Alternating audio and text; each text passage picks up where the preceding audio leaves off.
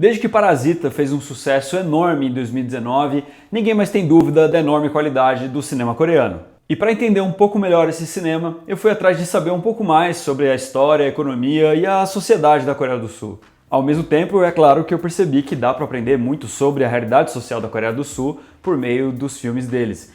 Então, hoje eu vou apresentar aqui para vocês um pouquinho do que eu aprendi nessa minha pequena pesquisa. Meu nome é Gustavo Rego e esse é o Cineolho.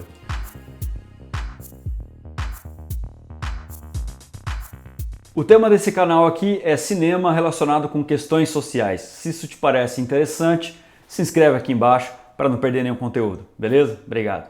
Bom, a Coreia do Sul tem uma história milenar, mas é claro que não dá para falar de tudo isso aqui, então eu escolhi pegar um ponto de partida mais recente. Afinal, como será que a Coreia do Sul deixou de ser um país pobre para virar uma grande potência capitalista? Você já deve ter ouvido aquela conversa de que a Coreia do Sul era um país extremamente pobre, mas que investiu muito em educação, abriu sua economia, liberalizou as regras comerciais, aceitou investimentos estrangeiros e com isso se tornou uma grande potência. Então, acontece que não foi bem isso que aconteceu. Em primeiro lugar, a Coreia do Sul se tornou uma grande potência capitalista porque foi escolhida a dedo pelos Estados Unidos para ser um país aliado. Logo no começo da Guerra Fria, em 1945, os Estados Unidos passaram a investir no desenvolvimento de alguns países capitalistas aliados.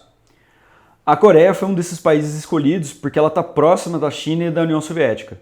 Então, junto com o Japão, ela poderia ajudar a frear a influência dos comunistas sobre o Oceano Pacífico, que também banha a costa dos Estados Unidos. Bom, mas então por que será que os Estados Unidos não escolheu o Brasil, por exemplo, para se desenvolver como uma potência capitalista aliada? Porque o Brasil tem muitas riquezas naturais, tem muita matéria-prima muito valiosa. Então, para os Estados Unidos, não seria muito interessante que o Brasil desenvolvesse uma indústria muito desenvolvida própria, porque assim o Brasil acabaria consumindo muito das suas próprias matérias-primas, ao invés de exportá-las. Então tornaria essas matérias-primas mais caras no mercado internacional. Para os Estados Unidos seria então muito mais interessante que o Brasil tivesse uma economia mais pobre para justamente poder exportar esses bens que interessam à indústria dos países ricos. Já a Coreia do Sul é o contrário, é um país extremamente pobre em recursos naturais. Então, ao contrário do que a nossa intuição diria, na verdade é justamente porque a Coreia não tem riquezas naturais é que ela se tornou uma potência rica capitalista. E os Estados Unidos fizeram mais do que só emprestar dinheiro a juros baixos. Eles entregaram donativos, ou seja, literalmente deram dinheiro para a Coreia do Sul. Por isso que em alguns filmes coreanos a gente vê o retrato dessa admiração dos sul-coreanos pelos Estados Unidos. O Bong Joon-ho retrata isso de uma forma crítica nos filmes dele. No Parasita, por exemplo, uma das coisas que contribui para caracterizar a família rica de um jeito meio jocoso, meio tosco, é mostrar como eles são vira-latas e valorizam qualquer porcaria que seja dos Estados Unidos. Já no Hospedeiro, é um cientista americano que é responsável por derramar lixo tóxico que contamina o rio. 아, 저거 미제 텐트잖아요. 괜찮습니다. 우리 아이 그냥 여기 슈퍼에서 살까? Mas não foi só por isso que a Coreia se tornou um país rico. Em 1967, o general Park Chung-hee deu um golpe de estado e assumiu o poder. Uma das primeiras medidas econômicas dele foi nacionalizar todo o sistema financeiro, ou seja, ele estatizou bancos, fundos de investimento, etc. E aí com essa grana toda que ele estava na mão e mais com todo o dinheiro que tinha vindo dos Estados Unidos, ele começou a usar esse dinheiro para planejar e para direcionar os investimentos da Coreia. Daí com esse controle todo e com essa grana que tinha vindo dos Estados Unidos, o Park Chung-hee começou a conceder empréstimos de modo a planejar e a direcionar os investimentos do desenvolvimento da Coreia. Então, por exemplo, eles queriam desenvolver a indústria de transformação. Aí eles iam lá e concediam empréstimos a um juros interessante para quem quisesse investir especificamente naquilo ali. Daí depois, não, agora é transporte. É lá e concedia empréstimo para quem fosse investir nos transportes. E além disso, depois as empresas tinham que cumprir alguns critérios de investimento dessa grana que tinha recebido do governo. Então, por exemplo, investir em tecnologia e inovação. O governo também favoreceu a criação de oligopólios. Ou seja, eles favoreceram de propósito algumas empresas específicas para que elas tomassem o mercado, se tornassem gigantescas e pudessem concorrer com outras grandes empresas do plano internacional. Foi assim que surgiu a Samsung, a Hyundai, a LG e todas essas grandes empresas coreanas que a gente ouve falar. E assim a gente começa a ver que nem tudo foi feito de uma maneira tão bonita e tão honesta assim. Isso porque eu não falei o pior. o governo também impôs um regime de trabalho extremamente explorador. Proibiu qualquer possibilidade de organização sindical, de manifestação dos trabalhadores. E para legitimar esse ritmo de trabalho alucinante, eles construíram toda uma ideologia que mistura aspectos do confucionismo com a mentalidade capitalista. O confucionismo é uma filosofia que é muito presente na Ásia e que valoriza muito a educação, prega a disciplina, o respeito aos mais velhos. E aí eles misturaram isso com a mentalidade de produtividade, de competição do capitalismo. Bom, como consequência você tem um país que até hoje, mesmo após o fim da ditadura, ainda é um país em que as pessoas trabalham absurdamente, muito acima até da jornada de trabalho permitida, que já é bastante alta, e uma cultura bastante workaholic, assim. A gente vê o retrato disso no Round 6, por exemplo.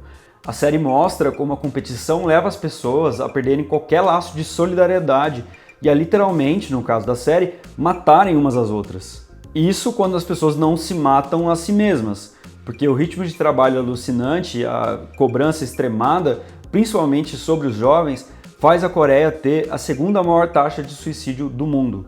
A competitividade e a cobrança também, obviamente, fazem com que muitas pessoas fiquem frustradas e se sintam fracassadas.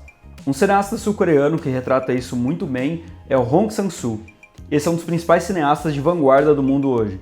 Ele retrata esses personagens fracassados com uma câmera que é quase sempre estática, que tem pouquíssimos cortes e as atuações são bem naturalistas, sem muita afetação.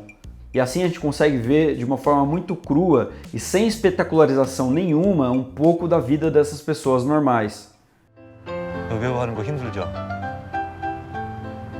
제가 그럼 이상형이라는 걸 말해볼까요? Muito bem, mas como que a Coreia se tornou essa potência da indústria cultural, né, com K-pop, novelas, filmes e tudo mais? Bom, ainda na época da ditadura do General Park, foi criada uma cota de tela no cinema. Ou seja, os cinemas do país eram obrigados a exibir uma certa quantidade de filmes coreanos por semana. Mas por conta da censura muito pesada por parte desse mesmo governo, o cinema coreano não conseguiu se desenvolver muito nessa época. Foi a partir de 1987, quando a ditadura acabou e aí por consequência a censura também, que essa indústria cultural coreana pôde florescer de verdade. Mais do que isso, os governos começaram a perceber que havia uma grande oportunidade nesse setor, porque o valor dos produtos da indústria cultural não está só neles mesmos. Quando a gente assiste Parasita e vê a mulher da família rica comendo um macarrão com carne, a gente fica curioso e com vontade de comer aquele macarrão. Ou seja, a gente não vai comprar só o ingresso do filme Parasita de produto coreano. Quando os adolescentes veem um clipe de um conjunto de K-pop, eles querem se vestir igual aos seus ídolos. Eles querem aprender a língua que eles falam, conhecer o país de onde eles vieram. A indústria cultural não vende só filmes e músicas, mas um modo de vida, ou seja, faz propaganda de mais de um monte de mercadorias. Além disso, a indústria cultural ajuda que as pessoas de outras regiões do mundo vejam o seu país com uma simpatia maior. Isso não só cria oportunidades econômicas, como pode até ajudar em conflitos geopolíticos, por exemplo, fazendo com que as pessoas apoiem o teu país num conflito com algum outro. 그 정도 희생은 감수해야지. 지난 1950년에도 니들과 똑같은 생각을 가진 사람들이 있었어. 그 전쟁의 결과가 우리에게 남긴 고통이 뭔지 알아? Pensando nisso, e falando mais agora especificamente do cinema, o governo fez uma série de medidas para incentivar essa área. Então, por exemplo, ele criou faculdades de cinema, instituiu conselhos, criou vários editais públicos para financiar filmes, criou um festival de cinema em Busan, que é um dos mais importantes da Ásia até hoje, e até implementou o ensino de cinema na educação básica, nas escolas. E depois de 1997, esse interesse na indústria cultural coreana aumentou ainda mais. Isso porque naquele ano estourou uma crise econômica que afetou vários países da Ásia, né, a chamada crise dos tigres asiáticos. A Coreia foi o país mais afetado. Então, depois de 30 anos de crescimento quase ininterrupto e um crescimento enorme, umas Samsungs e Hyundais da vida viram que o seu mercado tinha chegado a um certo esgotamento, elas tinham chegado num auge e era difícil continuar crescendo. Foi então que elas perceberam que elas precisavam diversificar os seus investimentos, já que o setor automobilístico e de tecnologia estava ficando um pouco congestionado. No começo dos anos 2000, então, todo esse investimento foi apresentando seus melhores resultados, tanto do ponto de vista econômico como artístico. Em 2003, o Park Chan-wook lançou o Old Boy, uma obra-prima muito estilosa, emocionante, cheia de violência gráfica e com um plot twist tão maluco e bizarro que eu fico com medo de morar no mesmo planeta que o cara que escreveu esse roteiro. O cinema coreano é muito diversificado, eles produzem de tudo quanto é gênero, mas esses filmes de suspense e terror acabaram ganhando mais destaque. Esse gosto pela violência explícita e pelo tema da vingança provavelmente foi herdado do cinema de Hong Kong, mas alguns autores dizem que isso também é um reflexo de um país que foi muito marcado por anos de dominação japonesa e pela traumática guerra com a Coreia do Norte.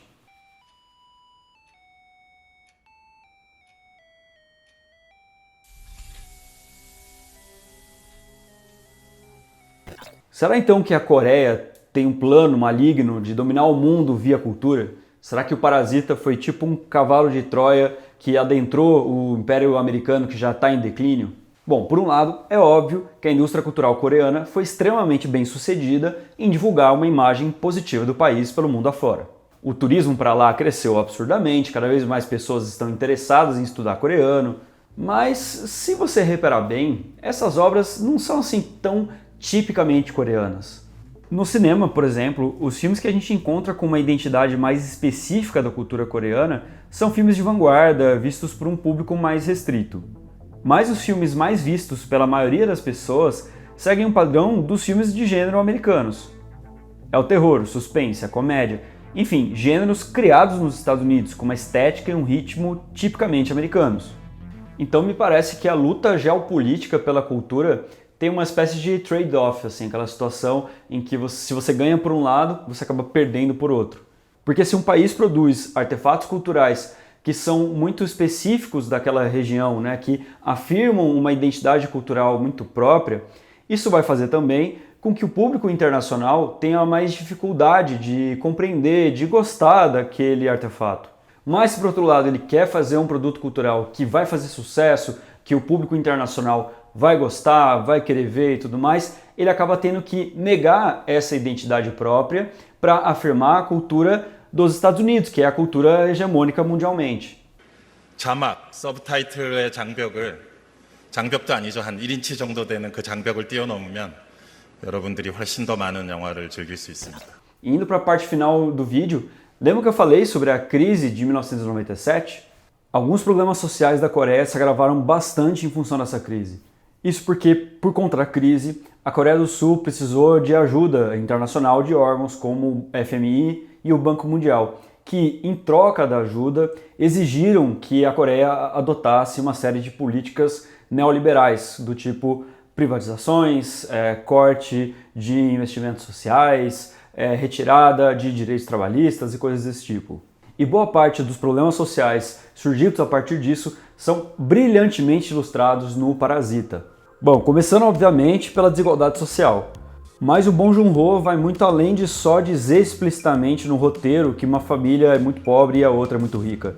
Ele mostra isso comparando o ambiente apertado, sujo, cheio de tranqueira da família pobre com os espaços amplos e vazios da casa da família rica. Com isso, o diretor está fazendo referência a um problema muito grave da Coreia do Sul, que é a questão da moradia. O déficit habitacional lá não é muito alto, mas morar lá é muito caro. Então a qualidade da moradia das pessoas mais pobres é muito baixa. É muito comum que famílias inteiras fiquem amontoadas em apartamentos muito pequenininhos, debaixo do nível da rua, como é o caso da família ali do filme, ou até mesmo totalmente subterrâneos, sem nenhuma saída para o sol. O filme o tempo todo usa movimentos verticais, seja da câmera ou dos personagens, para ilustrar essa desigualdade que se expressa literalmente no espaço. Por exemplo, nesse plano aqui, quando o rapaz pobre entra na casa da família rica pela primeira vez, a câmera está apontando para o sol, na mesma direção do olhar dele, e a imagem até fica ofuscada pela luz. É como se ele estivesse vendo o sol pela primeira vez. É uma imagem bonita, sublime e que até ofusca o olhar dele. Além disso, o filme faz referência, claro, à dificuldade dos trabalhadores de adquirir empregos bem remunerados, mais estáveis, com condições de trabalho dignas. 아 잠깐. 제시카 외동딸 일리노이 시카고 과선배는 김치모 그는 이사촌. E aí, o que você achou desse brevíssimo resumo sobre a Coreia e o cinema coreano? Que filmes coreanos você já viu? Comenta aí embaixo que eu adoro continuar essa conversa com vocês aí nos comentários. Se você curtiu esse vídeo, não esquece de apertar o joinha e de mandar ele para os seus amigos. E se você gosta muito do Cineolho, considere entrar no apoia.se/Cineolho, que é uma campanha de financiamento coletivo para ajudar a manter o nosso canal aqui no YouTube e o nosso trabalho em outras redes sociais. É isso, gente. Muito obrigado. Esse foi mais um Cineolho, analisando filmes e interpretando o mundo.